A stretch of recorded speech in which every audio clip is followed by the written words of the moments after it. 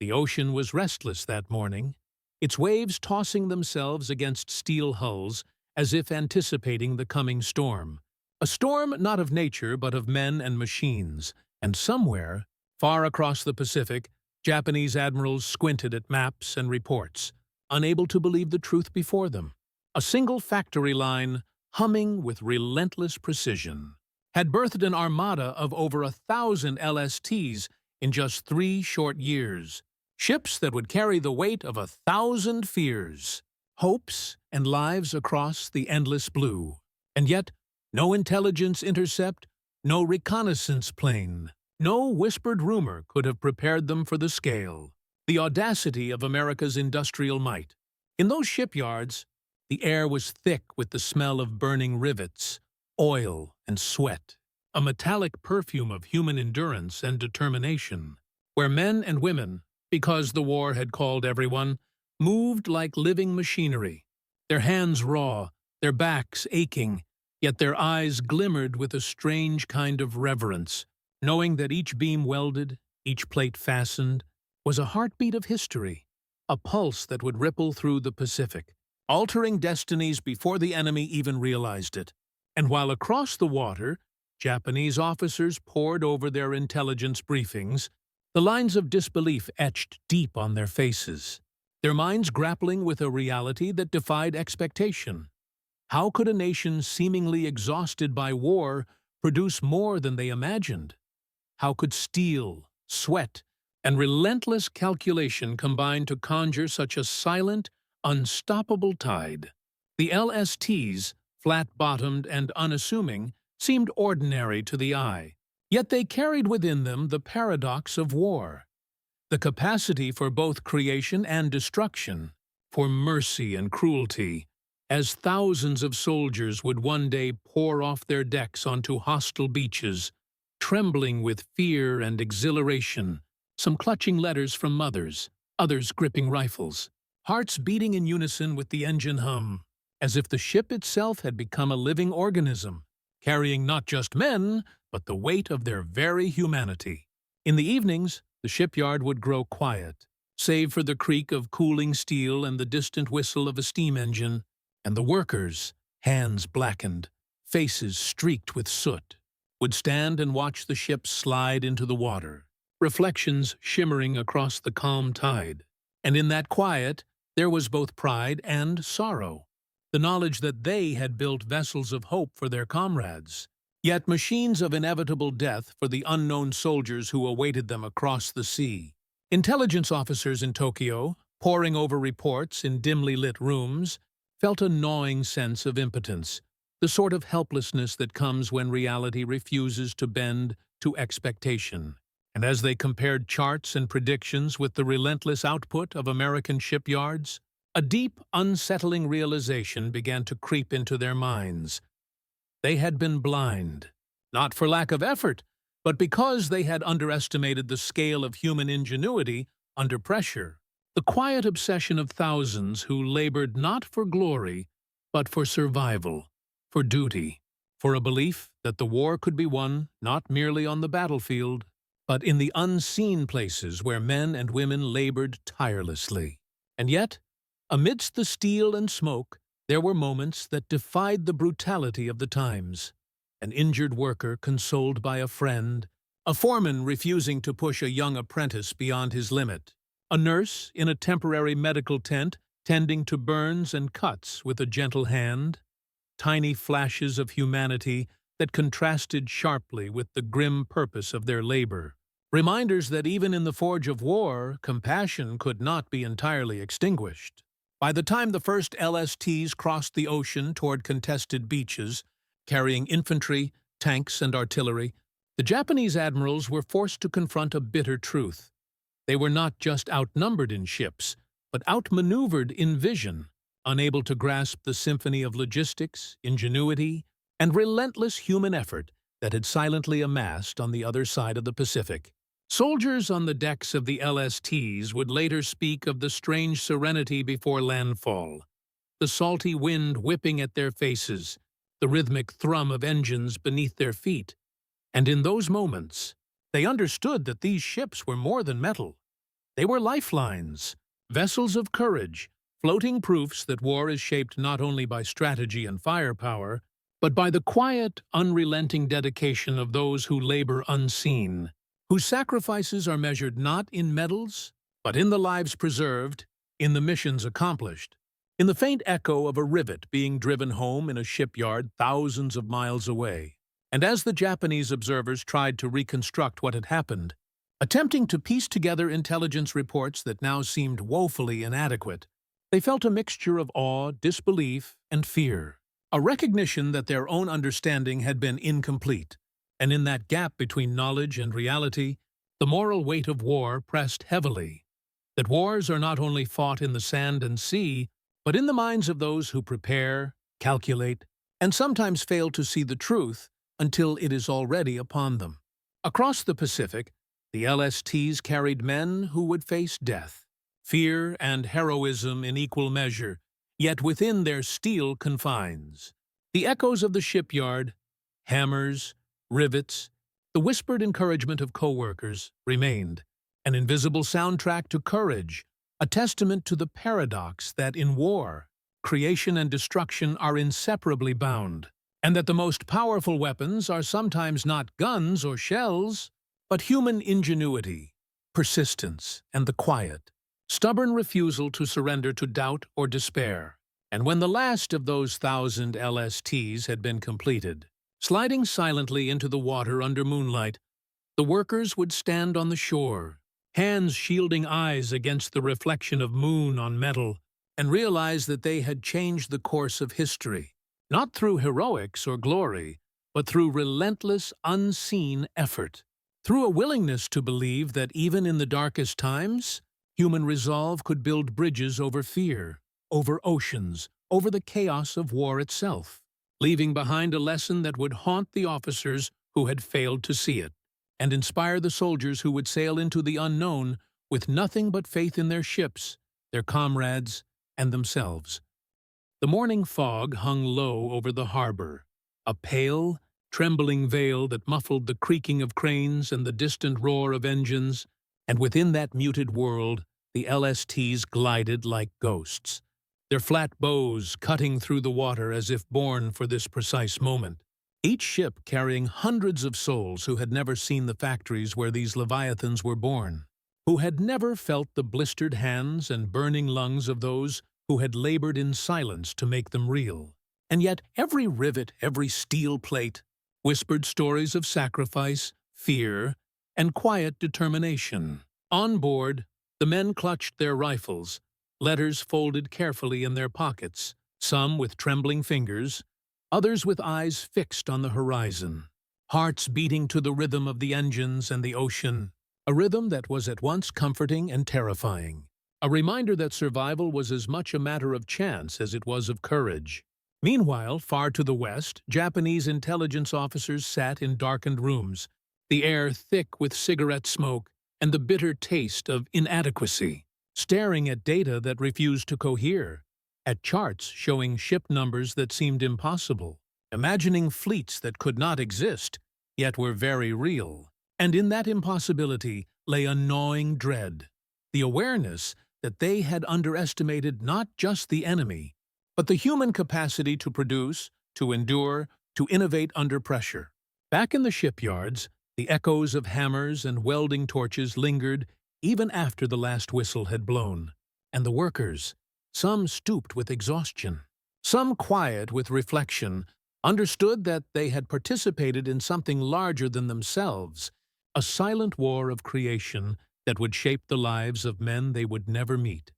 that would carry strangers across oceans, through gunfire, through blood and smoke, into moments of courage and horror alike. And on those decks, as dawn broke and the first shorelines of contested islands emerged from mist, soldiers whispered prayers, some to God, some to the memory of mothers and fathers, some to the invisible hands that had forged the vessels that bore them forward. And in those prayers, one could hear the fragile thread of hope entwined with fear, the eternal human paradox of longing to survive while knowing that to reach the beach would mean witnessing death, inflicting it, and possibly feeling it for oneself. The Japanese commanders, receiving fragmented reports of landings, the sudden appearance of massive fleets where none were expected, felt their confidence erode. The meticulous plans they had crafted dissolving under the weight of something unquantifiable. The industrial will of a nation, the silent labor of thousands, the quiet genius of organization and relentless persistence. And with each report, each dispatch, their understanding of the war shifted, revealing not only their own limitations, but the terrifying power of unseen forces that operate far from the battle lines. And yet, amid all the strategy, the charts, and the intelligence failures, there remained the human dimension. The scared boy gripping a rifle, the sergeant gripping him, shouting over the roar of engines and surf, the medics attending the wounded with shaking hands, the cooks and clerks and engineers working with grim smiles and quiet pride, knowing that their work would touch lives in ways that could never be measured, never fully understood, a testament to the truth that war, for all its machinery and horror, is ultimately shaped by human hearts, human decisions, and human endurance. In the evenings, after beachheads were secured and smoke from distant gunfire drifted across calm waters, sailors would stand on deck, feeling the gentle sway of the ship beneath their feet, listening to the soft lapping of waves, and allow themselves a rare moment of reflection. The enormity of what had been accomplished, the realization that their survival depended not only on skill or courage, but on the invisible hands that had crafted their vessels, that had ensured that despite overwhelming odds, they could face the impossible and live to see another sunrise. The paradox of war, the intertwining of creation and destruction, hope and despair, was nowhere more apparent than in these moments, when the young men staring across the surf could see the faces of those who built the ships in their minds, could imagine the sweat, the careful calculation, the quiet defiance of exhaustion, and in that vision, perhaps, they understood a fleeting truth,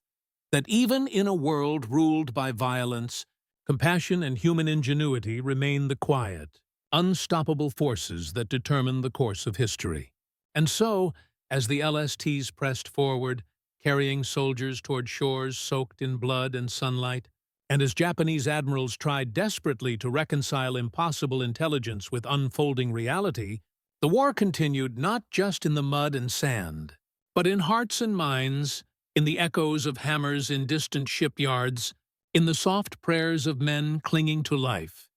in the unspoken gratitude toward unknown strangers who had labored to make survival possible. And in that quiet, persistent human presence lay the ultimate revelation,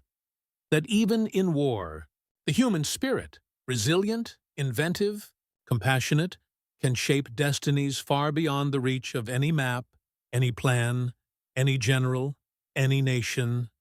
The sun rose slow and red over the Pacific, burning through morning haze, casting long shadows across the decks of the LSTs, as if the world itself were holding its breath. And on those decks, soldiers stared out at distant shorelines that seemed impossibly far, their minds teetering between anticipation and dread, imagining the chaos that awaited them, yet strangely comforted by the solid steel beneath their feet, by the hum of engines, by the knowledge that somewhere, thousands of miles away, men and women had labored in darkness and smoke, building these vessels with hands raw from sweat and rivets, hearts hardened by exhaustion but softened by purpose. Every wave that slapped against the hull seemed to carry whispers from those unseen artisans. You can survive. You are not alone. And as the ships approached contested islands, the roar of artillery erupted in the distance, a sudden, terrifying reminder of mortality, and the men clutched their rifles tighter, stomachs twisting, eyes wide. Yet still, amid the chaos, a fragile human connection persisted. The quiet nod between soldiers, the whispered reassurance, the letter tucked in a pocket, the name of a loved one murmured under breath, all small defiance against a world consumed by violence. Meanwhile, Japanese observers strained through binoculars, tracking the LSTs as they swarmed like ants over the horizon, their reports echoing in dimly lit rooms filled with tension and disbelief. They could not comprehend the scale, the speed, the precision, the relentless output of a nation's ingenuity, and with every confirmed landing, the veneer of control crumbled, leaving in its place a gnawing uncertainty,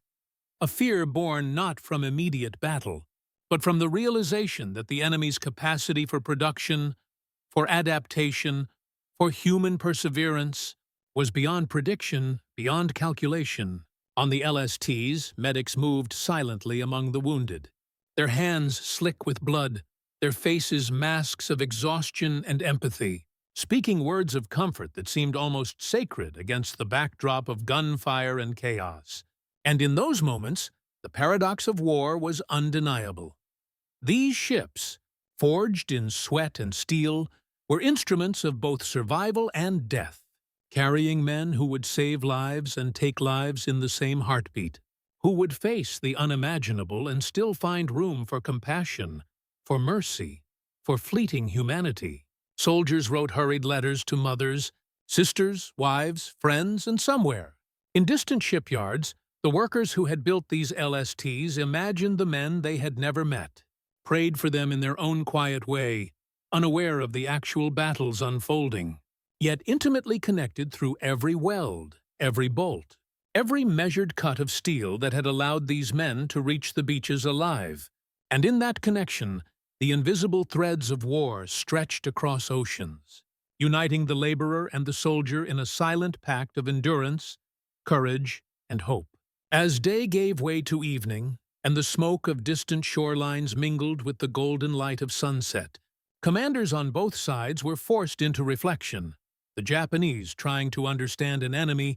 whose logistical mastery had outpaced their imagination, the Americans silently acknowledging the human cost of every ship launched, every life carried into peril, every man and woman who had sacrificed themselves to create these vessels of destiny. And in that reflection, in that slow, aching realization, the war revealed its deepest truth, that behind every strategic calculation, every charted invasion, every victory or defeat, lies the quiet labor of human hands and hearts, the relentless, invisible currents of courage and ingenuity that shape history far more than bullets or bombs, and that the true measure of a nation, of a soldier, of a human being, is not only in the battles fought, but in the care, the resolve, and the humanity poured into every unseen act that makes survival possible. Night fell, and the LSTs rocked gently under a moonlit sky, the sound of waves whispering against steel like a lullaby for the weary, for the anxious, for those who had seen too much and felt too much. And somewhere, far across the Pacific, Japanese officers sat alone in the dim light, grappling with the unfathomable scale of what had been wrought. And in that quiet, suffocating realization, they understood that war is not only fought on beaches or in the sky, but in factories, in planning rooms, in the silent sweat of hands that never touch a battlefield, and that sometimes the greatest victories and the most haunting regrets are born not from combat, but from the unseen, inexhaustible power of human ingenuity and endurance. The horizon was a thin, trembling line between fire and water, the sky streaked with smoke, and the faint orange glow of distant fires, and on the decks of the LSTs, soldiers moved like shadows of themselves, faces streaked with sweat and soot, hearts hammering in a rhythm that mirrored the relentless pulse of engines beneath their feet, every wave threatening to remind them of the fragile barrier between life and oblivion, while below decks, crates of supplies and armored vehicles were secured with meticulous care, each one a silent promise that the labor of unseen hands far away would meet them here. In this moment, when courage collided with chaos, the Japanese commanders, peering through telescopes, traced the movements of these ships with growing disbelief, notes piling up like useless talismans, charts that had promised control now mocking them with their inadequacy. And in that helplessness, they felt the first bitter taste of a truth that would haunt them. A nation's strength is not only in its armies, but in its ability to produce, to endure, and to innovate unseen, quietly, persistently, until the impossible becomes reality. On the landing beaches, the roar of artillery clashed with the cries of men, the salty wind whipping around them, carrying both the scent of gunpowder and the heavier, invisible weight of mortality. And yet, in the chaos, the LSTs stood as steadfast guardians, flat-bottomed and unassuming, holding against the ocean's pull and the enemy's fire, a testament to human ingenuity, to the unseen hands that had welded, hammered, and sweat for years, crafting lifelines that bore men into hell and somehow returned them alive. Medics moved with trembling precision, voices low, eyes haunted but resolute, offering comfort where words could not, holding hands, binding wounds, whispering that survival was not a miracle, but the product of human perseverance, of countless acts of labor, hope, and courage, stitched together like steel plates on a hull. Far beyond the battlefield, in quiet shipyards now abandoned after years of relentless work, echoes of hammers, of welding torches, of shouted instructions and whispered reassurances lingered in the air. And those who had built the LSTs, unaware of the battle's unfolding, would later learn that their sweat and skill had carried men across oceans, had altered the course of entire campaigns, had changed the very flow of history without them ever touching a rifle, without firing a single shot. And in that vast, incomprehensible connection, the moral paradox of war revealed itself. Creation and destruction intertwined so tightly that one could not exist without the other, that mercy and death, hope and despair, labor and blood were inseparable. And every soldier who stepped from an LST onto a foreign shore carried not only weapons, but the weight of 1,000 unseen hands, 1,000 unspoken prayers, 1,000 acts of silent courage. As night fell, casting the ocean into a dark, reflective mirror, sailors and soldiers alike paused to look at the stars, to wonder at the fragile persistence of life, at the strange, quiet force that had allowed them to survive, to fight, to endure, and somewhere across the vast Pacific, Japanese officers sat alone, the charts and reports before them now meaningless, their minds heavy with awe, disbelief, and the gnawing awareness that the enemy had won not only through strategy or firepower, but through an almost invisible, relentless human will that had outstripped prediction, expectation, and imagination. And in that realization, there came a haunting truth, that the cost of war is measured not only in lives lost, but in opportunities unseen, in acts of genius ignored, in the silent courage of those whose work shapes fate from behind the scenes, that the ultimate victory belongs not only to the armies who charge, but to the hands and hearts that build, that innovate, that endure, unseen and uncelebrated, yet indispensable to the unfolding of history. And as the LSTs rocked gently beneath a moonlit sky, engines humming a low, comforting cadence, the soldiers leaned against rails, eyes closed for a moment, imagining the faces of those who had built their passage, feeling an unspoken gratitude, a recognition that in the midst of chaos, destruction, and despair, humanity had still persisted in the form of labor, care, and unyielding resolve, leaving behind a silent, haunting reminder that even in the darkest wars, the quiet, persistent hand of human ingenuity, courage, and compassion can alter destinies, bind lives together across oceans, and teach a lesson more profound than any victory, medal, or conquest, that the true measure of war, and perhaps of life itself, is found in the invisible threads that connect effort to survival, labor to triumph, and human hearts to one another, even amidst unimaginable devastation, leaving behind a legacy that haunts, inspires, and endures long after the guns have fallen silent.